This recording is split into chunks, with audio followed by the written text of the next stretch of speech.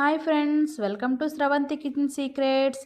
ఈరోజు పూరీ కర్రీ ఎలా చేసుకోవాలో చూద్దాం రండి. ముందుగా ఆశీర్వాద్ గోధుమ పిండి తీసుకొని ఒక 2 కప్పులు తీసుకోవాలండి. అందులో ఒక స్పూను ఉప్పు, ఒక స్పూన్ సుజీ రవ్వ, ఒక స్పూన్ పంచదార వేసి బాగా కొంచెం కొంచెం వాటర్ వేసుకొని మరీ సాఫ్ట్గా కాకుండా మరీ మెత్తగా కాకుండా 10 నిమిషాలు పక్కన పెట్టుకోవాలండి. బాగా మిక్స్ చేసి ఇప్పుడు కర్రీ ఎలా చేసుకోవాలో చూద్దామండి. బంగాళదుంప, ఒక ఆలు, ఒక క్యారెట్, పచ్చిమిర్చి బాగా కట్ చేసుకొని ప్యాన్ పెట్టుకొని కొంచెం ఆయిల్ వేసుకొని అందులో జీలకర్ర, ఆవాలు, 2 ఎండుమిర్చి, 10 పచ్చిమిరపకాయలు వేసి బాగా ఫ్రై చేసుకోవాలి.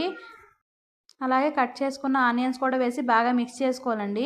మిక్స్ చేసుకొని ముందుగా కట్ చేసుకున్న ఆలు, క్యారెట్, టమోటా వేసి బాగా మిక్స్ చేసుకొని అందులో టేస్ట్ తగ్గట్టు ఉప్పు, కొంచెం పసుపు వేసుకొని బాగా వేగనివ్వాలి. అందులో కారం వేయాల్సిన లేదు, పచ్చిమిర్చి ఎక్కువ వేసుకున్నాం కాబట్టి. అందులో కొంచెం వాటర్ వేసి కాసేపు ఉడకనిద్దాం. ఉడికాక ఒక 3 స్పూన్ల శనగపిండి తీసుకొని బాగా ఉండలు లేకుండా మిక్స్ చేసి వేసుకోవాలండి. వేసి బాగా ఉడకపెట్టాక ఇలా ఫైనల్గా కొత్తిమీర వేసి దించుకోవాలండి.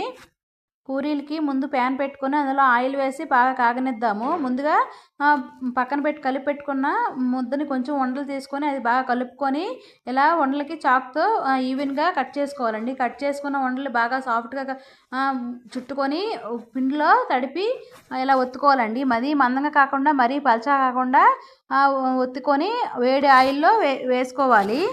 మరీ పలుచగా ఒత్తేస్తే పూరీలు అనేవి పొంగవండి, అప్పుడల్లా అయిపోతాయి. కాబట్టి మీడియంగా ఒత్తుకొని వేడి ఆయిల్లో వేసుకొని కొంచెం కొంచెం వేడి ఆయిల్ దాని మీదకి తోస్తూ ఉంటే అదే ఊరికనే పొంగిపోద్దండి.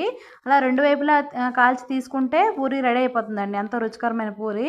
ఇలా సింపితే చాలా మంచిగా టేస్ట్ బాగుందండి. ఈ వీడియో నచ్చితే ప్లీజ్ లైక్ చేయండి, షేర్ చేయండి, సబ్స్క్రైబ్ చేయండి.